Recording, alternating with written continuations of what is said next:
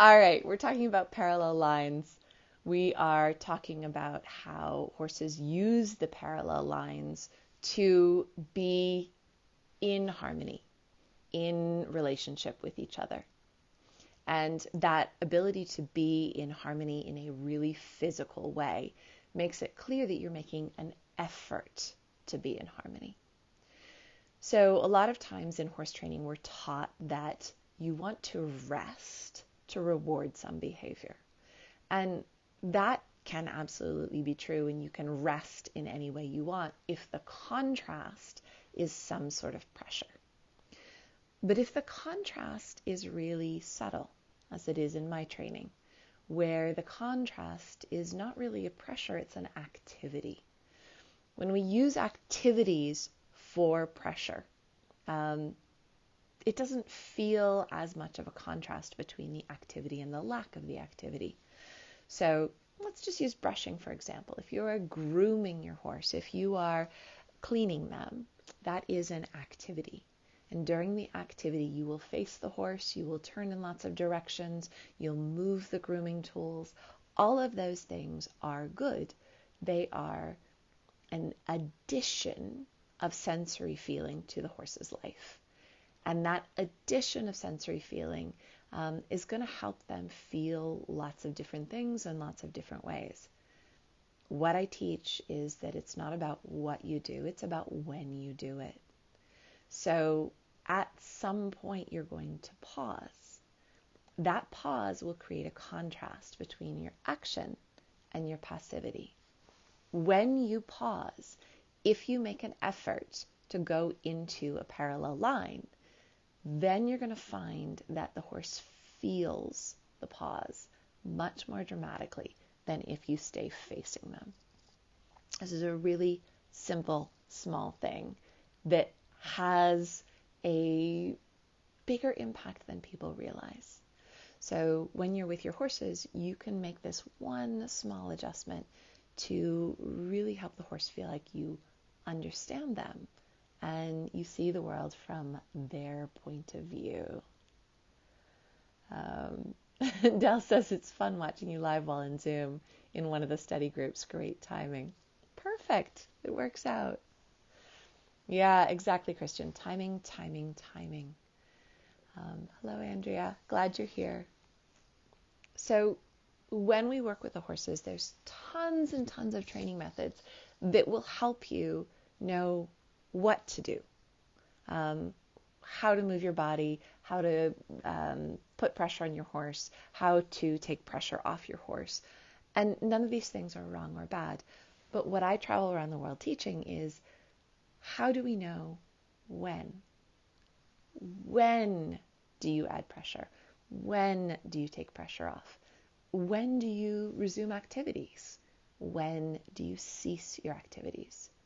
And today I'm talking about specifically at the moment that your horse feels the best.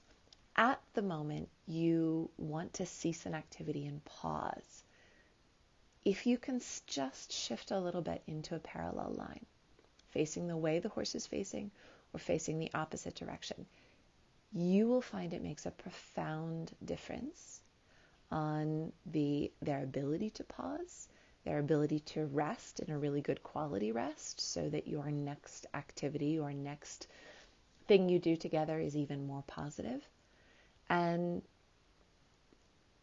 this is something I think I've done instinctually for a really long time, but I'm starting to put a lot more emphasis on it in my teaching because it's making a big difference.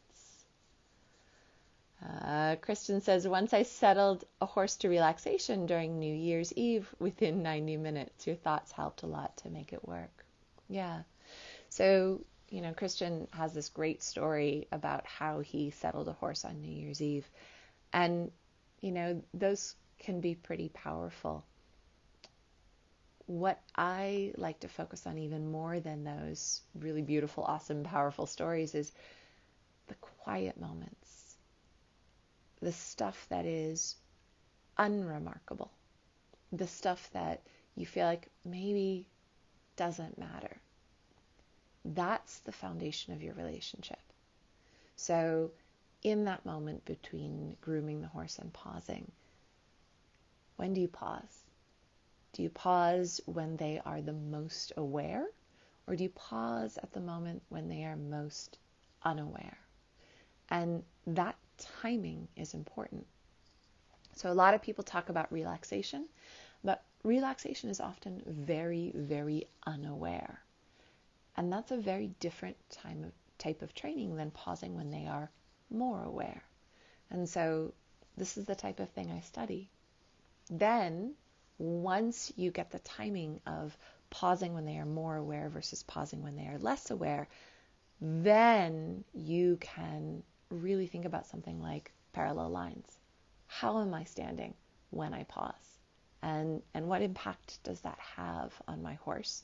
The quality of the pause, the quality of the rest, the quality of the memory they have of our relationship together. Lou says, should you consciously make activity not to be in parallel in order to create more contrast? That's a great question, Lou. The desire for contrast has to do with your desire for behavior change. So the greater the contrast between two things, the greater your impact will be on how the horse changes their behavior tomorrow. Or today if the pressure is high enough. But the type of training I do is really about training for tomorrow, next week, next month, next year. So if I have greater contrast between my activity and my passivity, or my parallel line versus my not parallel line, the greater the contrast, the greater the horse is going to pay attention. You get better at what you pay attention to. So that moment that you shift from activity to passivity, that lodges in the horse's memory. And the stuff they remember is the stuff they repeat. So the greater the contrast, the more you're going to impact behavior change. When you have lesser contrast, now I don't train without tools, I don't train without a lot of pressure, so I have pretty small contrast anyway. But when you have lesser contrast, it expresses to the horse that they don't need to change, that they are perfect as they are. So sometimes that's true, Lou, and they are perfect as they are, and we really don't need them to change. And in that case, we can lean into smaller degrees of contrast. And sometimes we really do want them to change their behavior. For example, if I have a horse that doesn't like to exercise, doesn't like to move, spends most of their life standing still, maybe gets bitten by the other horses a lot because the other horses don't like how sedentary and still it is. That's a horse that is suffering because their behavior isn't very compatible with their friends. So for that horse, I really would want a behavior change, which means when they have a moment where their eyes light up and their ears prick up and they look off into the distance, like they're very curious and keen about knowing what's happening farther away, that's a thing I want them to remember. And I maybe really want a big contrast between my activity and my passivity in that moment, so they remember being really interested in something that is far away from them. That over time is going to build a desire for more movement to go see the things that are farther away from them. So when you have greater contrast, you're going to have greater behavior change. If the horse is perfect as they are, they don't need to change their behavior, I can do smaller contrasts and they just feel very, very accepted for who they are without needing to change. So sometimes it's one, sometimes it's the other. And as Lou was saying, you can do that with your parallel lines too. So if you're very clear that you are not parallel with them until they are showing a behavior you like better, and then you are parallel with them, that could be a greater contrast that over time has a bigger impact on their behavior change. So little things that can make a powerful difference over time. Yes, Kristen, indeed. 1,000 tiny moments do more than one big event. Horses can be one trial learners, but I find that one trial learning comes along with some higher stress impacts. And for a culture that we live in where we're often trying to lower stress, learning in 1,000 tiny, small increments is going to be a lower stress impact on the horse than those one trial learning moments. So again, you get to choose. The greater the contrast, the higher you can impact their behavior change. The smaller the contrast, the more it would take thousands and thousands and thousands of repetitions before their behavior would start to shape around what memories they were forming. Memories form from capturing the change between one thing and another. So capturing the difference between when my partner is active versus when my partner is passive is one way the horse can see contrast, which will impact their memories and impact their behavior changes. I love the comments. Thank you guys. The questions and the conversation makes this so much more fun. Kristen says, contrast in the beginning to later generalize subtle changes in any position, any distance with any focus change. Yeah, so you can do it either way, Christian. You can have more contrast in the beginning and then more subtlety after that, or you can build from subtlety up to contrast. There are different reasons for different training patterns. And I think we could really acknowledge that some have pros and some have cons, and we're going to choose the one that works for us. Thank you, Kristen. Yeah, I did have a really good time talking to Eula, and there will be a video with some stories in the German online horse conference in December. It's coming up. It looks like they've got a really good lineup for that. Yeah, exactly, Christian. Higher contrast equals higher impact on behavior change. But lower contrast can have equal impact on behavior change over time. So you just have to decide what's your quantity of time versus quantity of contrast. And it's a choice we all get to make. That's what makes this so much fun. Yay, Anne, I'm glad you made it to your first live session. And I'm glad I get to see you in December. For all of you guys, I am going to be teaching a few less clinics in 2024. I'm going to be working on a little bit more stuff at home, and I will not be traveling quite as much in 2024. But I'm going to try and ramp up my tea times again, so we'll bring them back to being once a week in January, and I will see you guys more often for tea time. We're going to keep it this time Tuesdays, noon Pacific time. I'm in Australia right now, so this is 7 a.m. for me. But I think it's a great way to build community, and it's been really good for me to step back from it this year and do some other things.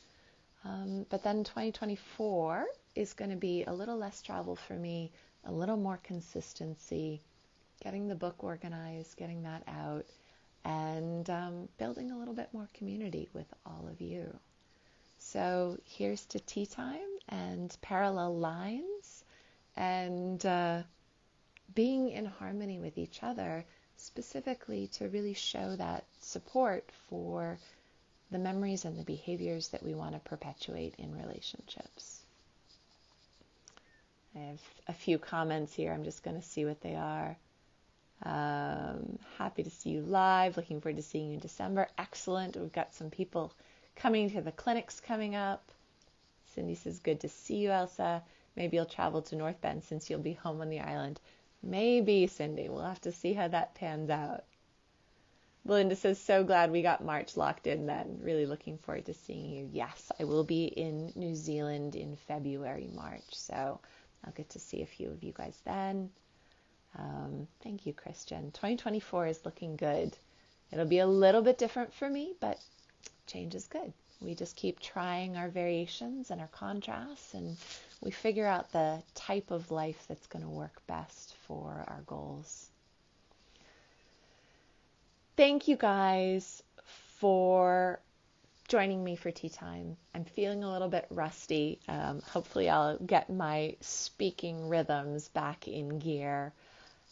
But I will leave you with these thoughts. If you can rest in parallel lines with your horse, facing the way they're facing or facing their blind spots so you can see what danger might be behind them, that significant body positioning, you're going to find really helps them feel like they can learn from your activity or your pressure when you are not passive.